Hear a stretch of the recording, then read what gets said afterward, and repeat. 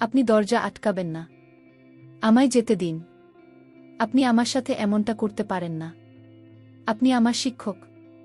আমি যখন এই কথা বললাম তখন স্যার আমাকে দরজাটা লক করে আমার সাথে যা করল তা শুনলে আমি কথা দিচ্ছি তোমাদের মাথা গরম হয়ে যাবে। তাহলে আসল ঘটনাটি বলি। হ্যালো বন্ধুরা, কেমন আছো তোমরা সবাই?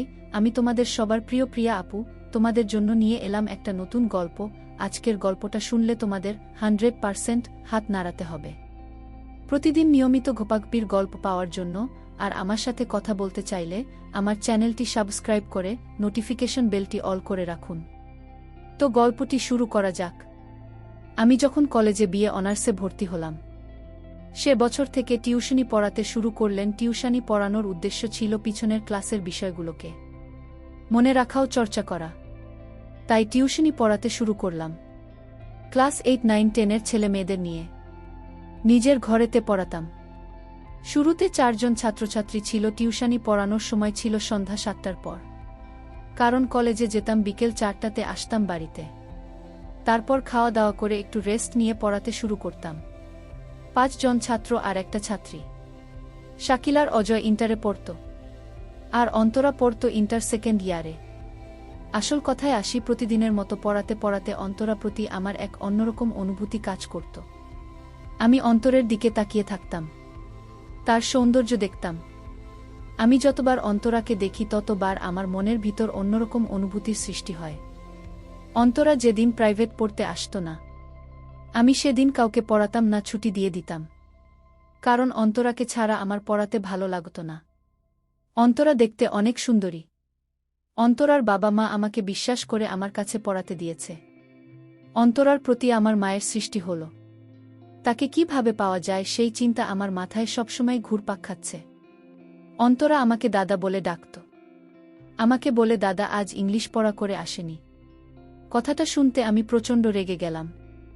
ও আমার চোখে মুখে তাকিয়ে ভয় পেয়েছিল। আমি বুঝতে পারছিলাম। তখন আমি বললাম, সবাইকে পড়া দেখিয়ে দেখিয়ে দেওয়ার পর তারপর তো শেষের দিকে ব্যবস্থা হবে। সেদিনকে আমি খুব রেগে গিয়েছিলাম। কারণ সেদিন কলেজে আমার বন্ধুরা আমার গার্লফ্রেন্ড নেই বলে সবার সামনে অপমান করেছিল। সেদিন সবাইকে ছুটি দিয়ে দিয়েছিলাম। শুধু অন্তরা একা বসেছিল। তখন প্রায় 8:30 বাজে। আমি ছুটি দিয়ে সাধারণত সবাইকে 10টা, 10:30। সেদিন সবাই প্রায় পড়া শিখে এসেছিল, তাই সবাইকে ছুটি দিয়ে দিয়েছিলাম। বসেছিল শুধু অন্তরা। অন্তরা আমার মুখের দিকে তাকিয়ে চুপচাপ চোখের জল ফেলতে শুরু করল। তখন আমার রাগ ঠান্ডা হয়ে গেল। কান্নাকাটি দেখে ওকে আমি সেদিন বই নিয়ে বাড়িতে চলে যেতে বললাম। আরও একটা কথা জানিয়ে রাখি, ওর সামনে মাসে ফাইনাল পরীক্ষা বলে সোমবার করে একটু বেশি সময় ধরে পড়তাম। বলে রাখি, অন্তরা একটি যুবতী কন্যা, দেখতে অনেক সুন্দরী ছিল। আমি যখন ঘরে পড়তাম তখন আমার ঘরে কেউ ঢুকত না যতক্ষণ না পড়ানো শেষ হতো। সোমবার বলে সেদিন আমি নিজের বিছানায় ঘুমাচ্ছিলাম। আমি যখন ঘুমাই আমার ফোনের অ্যালার্ম বাজতেই হঠাৎ আমার ঘুম ভেঙে গেল। দেখি অন্তরা আমার পাশে দাঁড়িয়ে। আমি অন্তরাকে বললাম, তুই দাঁড়িয়ে আছিস, আমাকে ডাকিস না কেন? তুই এতক্ষণ বাড়িতে থেকে কি দেখছি? সত্যি করে বল। আমার কোনো কথার জবাব দিচ্ছে না। সে লজ্জায় মাথা নিচু করে দাঁড়িয়ে আছে। আমি আবার তাকে জিজ্ঞেস করলাম, অন্তরা তুই আমার ঘুমের ঘোরে সে কি দেখছি বল? তারপর আমি যখন অন্তরার দিকে তাকিয়ে থাকলাম, আমি অন্তরের দিকে তাকাতেই অন্তরা তখন মুচকি হেসে মুখটা ঘুরিয়ে নিন। আমার তখন বুঝতে বাকি রইল না অন্তরা এতক্ষণ আমাকে না দেখে কি দেখেছিল। কোনোরকম নিজেকে সামলে বিছানা থেকে উঠে ওয়াশরুমের দিকে চলে গেলাম। অন্তরা দাঁড়িয়ে ছিল তখন। আমি ঘরে ঢুকে দেখি অন্তরা বই নিয়ে পড়ছে আর মুচকি মুচকি হাসছে। আমি জিজ্ঞাসা করলাম, অন্তরা? অন্তরা, হ্যাঁ দাদা স্যার। আমি অন্তরাকে বললাম, দাদা আবার স্যার 2টা নাম ধরে ডাকলে কেন? অন্তরা বলল, এমনি আমার ভালো লাগে তাই ডাকলাম। আপনার কোনো সমস্যা আছে স্যার? আমি বললাম, এই অন্তরা, আমি কিন্তু এখনও তার হয়নি। তুই আমাকে দাদা বলে ডাকিস। স্যার বলে ডাকলে আমি খুব রাগান্বিত হব কিন্তু। অন্তরা বল, যে মানুষ ছাত্রছাত্রীদের লেখাপড়া শেখায় তাদের কি দাদা ডাকা উচিত? সে তো প্রকৃতপক্ষে স্যার। আমি অন্তরাকে বললাম, অন্তরা তুই আমাকে দাদা বলে ডাকিস, এটাই আমার শেষ কথা। আমি অন্তরাকে বললাম, সত্যি কথা বল, তুই কতক্ষণে সে আমার সামনে দাঁড়িয়েছিলি? অন্তরা বল বেশিক্ষণ না দাদা। আমি বেশিক্ষণ দেখিনি। আমি বললাম কি বললি? না দাদা কিছু না। আমি কিছু বলিনি। আমি বুঝতে পারলাম ও কথা ঘোরানোর চেষ্টা করছে। আমার আর এটা বুঝতে বাকি রইল না, ও অনেকক্ষণই এসে আমার পাশে দাঁড়িয়েছিল। আমি বুঝতে পারলাম অন্তরা কি দেখেছিল। আমি কথা না বাড়িয়ে অন্তরাকে জিজ্ঞেস করলাম, অন্তরা পড়া ভালো করে শিখে এসেছিস? আর একটা কথা আপনাকে জানিয়ে রাখি, আমি একটা ড্রেসিং টেবিলে পড়াই। আমি অন্তরাকে বললাম তোর বইটা বার করার পড়তে শুরু করে। কিছুক্ষণ পরপর ধরব। অন্তরা ঠিক আছে দাদা। আমি অন্তরাকে বললাম, আর যদি পড়া ভাল করে আদায় না করতে পারিস তাহলে তোর আজ কঠিন শাস্তি দেব। আমি বুঝতে পারছিলাম অন্তরা আজ ভালো করে পড়া শিখে আসেন নাই, আর পড়াতে তেমন মন নেই। অনেকক্ষণ ধরে দেখছি ও বই বের করে পড়ছেন না। কিন্তু অন্তরা আজ এমন করছে কেন? আমি অন্তরাকে বললাম, অন্তরা আজ যদি পড়ে ঠিকঠাক মতো আদায় না করতে পারিস তাহলে আজ তোর কপালে দুঃখ আছে। অন্তরা বলল, ঠিক আছে স্যার, পড়া না পারলে আপনি আমাকে যে শাস্তি দেবেন সেই শাস্তি মেনে নেব। আমি ওকে বললাম, কিরে অন্তরা পড়ে দিবি না?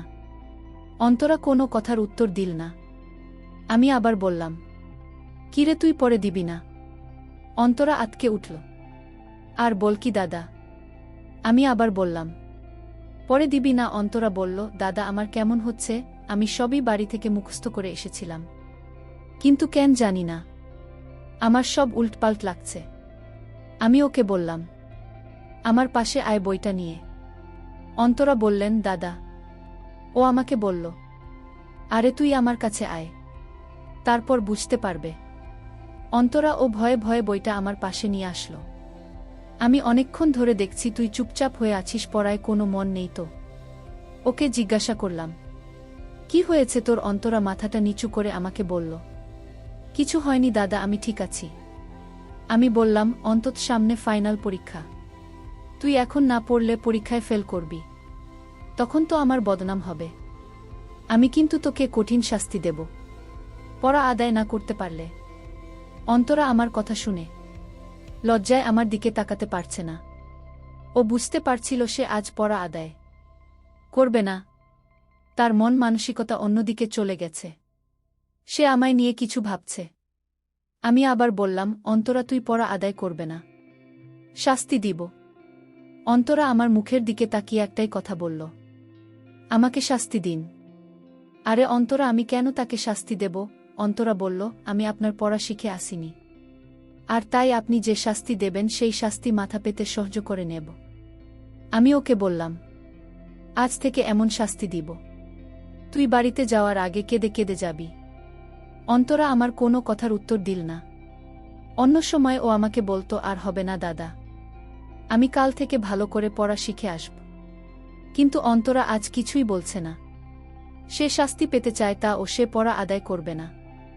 আমি অন্তরাকে বললাম, আগের দিন পর ভালো করে শিখে আসতে পারিসনি, ভালো হয়েছে পড়া শিখে আসিসনি, আজ তোর কপালে দুঃখ আছে।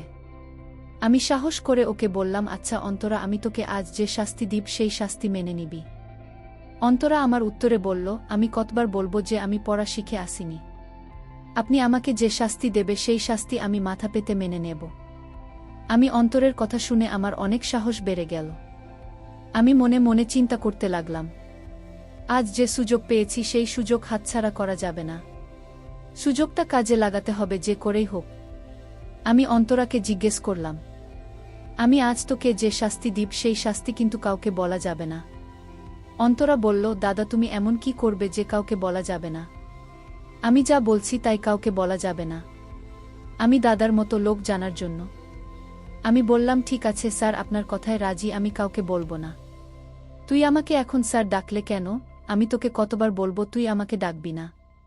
ঠিক আছে, আর ডাকব না। এখন কি শাস্তি দিবেন? আমি তাড়াতাড়ি বাড়িতে চলে যাব। যাই করো তাড়াতাড়ি করো, বাবা মা আমার জন্য চিন্তা করছে। আমি বললাম, অন্তরা তুই তোর বাবার কাছ থেকে একটা ছুটি নিতে পারবি। আমি বললাম, রাতে ছুটি নেব কেন? আমি বললাম, অন্তরাতে ছুটি নিতে পারলে বুঝতে পারবি। অন্তরা বলল, আমি একটা মেয়েমানুষ বাবা, কি আমারে রাতে ছুটি দেবে? আমি অন্তরাকে বললাম, তুই আমার সাথে একমত কিনা সেটা বল। যদি রাতে আসতে তোর ইচ্ছা থাকে তাহলে আমি তোর ছুটির ব্যবস্থা করব। তোর বাবাকে বলে। অন্তরা বলল, আমার কোনো সমস্যা নাই।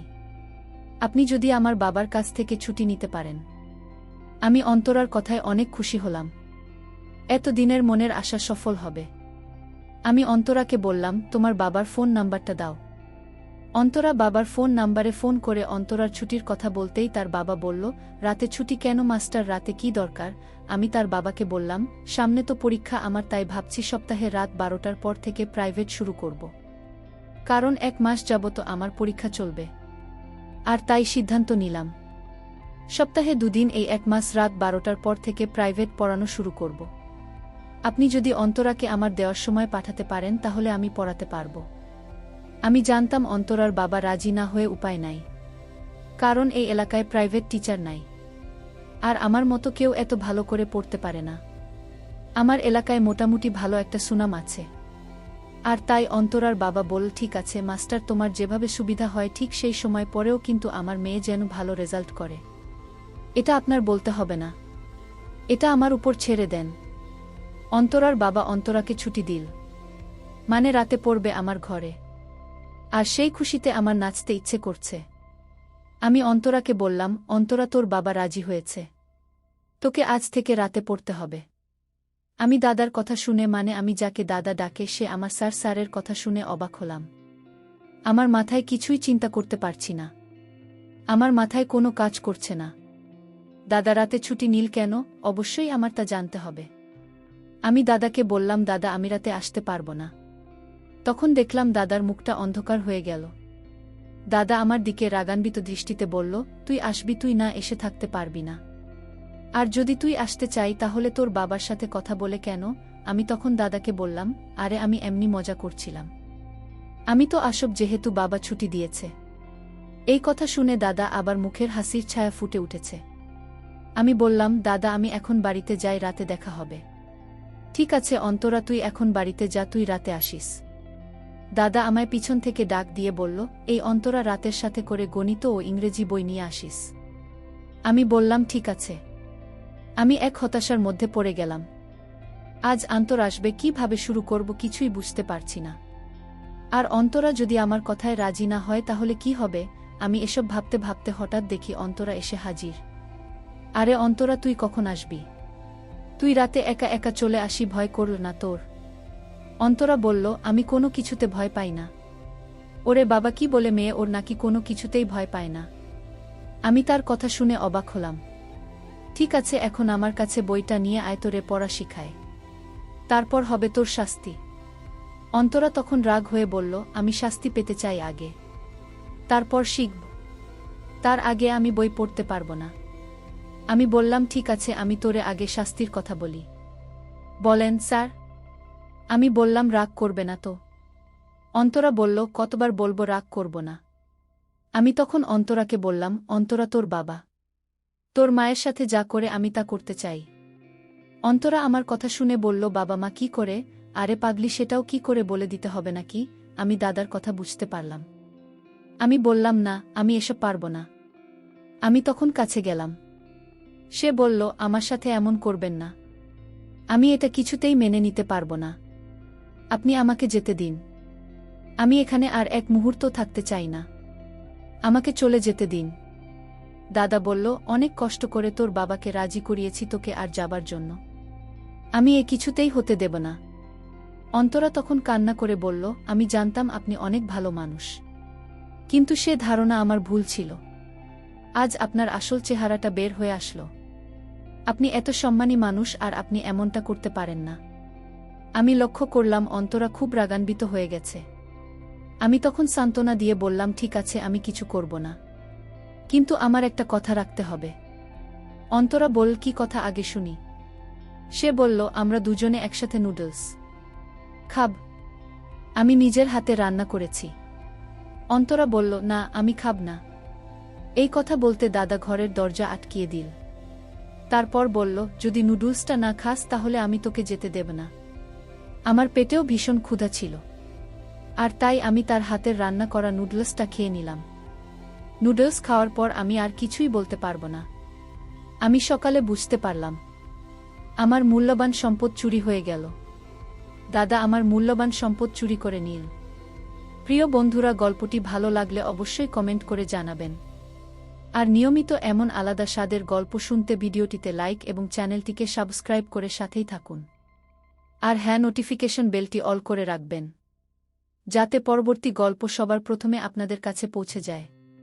ধন্যবাদ বন্ধুরা, ধন্যবাদ সবাইকে।